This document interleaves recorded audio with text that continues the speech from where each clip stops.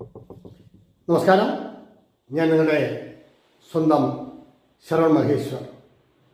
കൃഷ്ണശിലയായി എന്ന എൻ്റെ പരമ്പരയിലെ 303-ാമത്തെ എപ്പിസോഡാണിത്.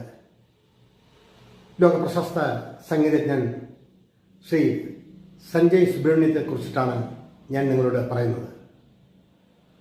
ലാളിത്യത്തിൻ്റെ മുഖമുദ്ര, കീർത്തനങ്ങളുടെ ആലാപനത്തിൽ മികവ്, എടുത്തു പറയേണ്ട പല ക്വാളിറ്റിയുള്ള ഒരു വലിയ സംഗീതജ്ഞൻ.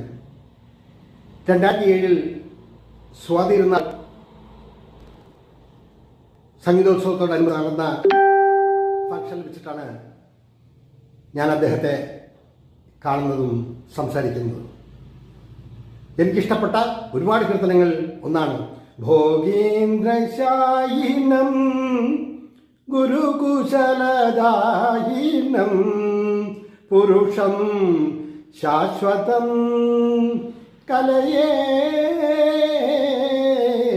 ഭോഗീന്ദ്രശായിനം.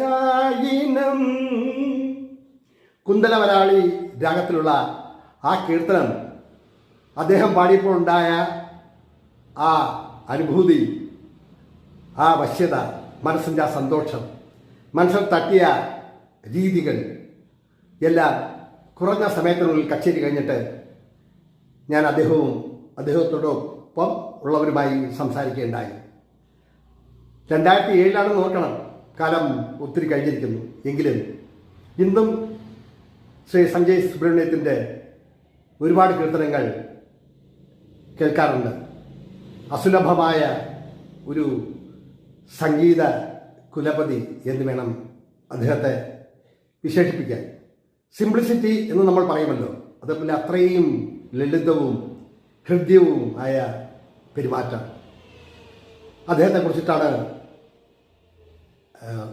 ഞാൻ ഈ എപ്പിസോഡിൽ 303-ാമത്തെ എപ്പിസോഡിൽ നിങ്ങളോട് പറയുന്നത്. ഒരു കീർത്തനമല്ല, 100 കണക്കിന് കീർത്തനങ്ങൾ. അദ്ദേഹത്തിൻ്റെ തില്ലാന, അതുപോലെ ഒരുപാട് കൃപയാ വലയ എന്നുള്ള കീർത്തനം, പന്നകേന്ദ്ര ശയന, അങ്ങനെ നിരവധി കീർത്തനങ്ങൾ അദ്ദേഹം പാടിപ്പതിയുമ്പോൾ നമ്മുടെ മനസ്സ് സംഗീതത്തിൻ്റെ ഉച്ചസ്ഥായിയിൽ എത്തുന്ന ഒരു അനുഭവമാണ് എനിക്കുണ്ടായിട്ടുള്ളത്.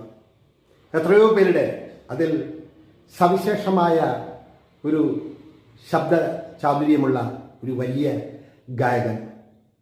അദ്ദേഹത്തെ കാണാനും കുറച്ച് സമയം മാത്രമേ, ആ വേദി വിട്ടൊഴിഞ്ഞ് കുറച്ച് സമയം മാത്രമേ അദ്ദേഹവുമായി സംസാരിക്കാൻ കഴിഞ്ഞുള്ളൂ. എങ്കിലും ആ ഓർമ്മകൾ എനിക്ക് സമ്മാനിച്ചത് വലിയൊരു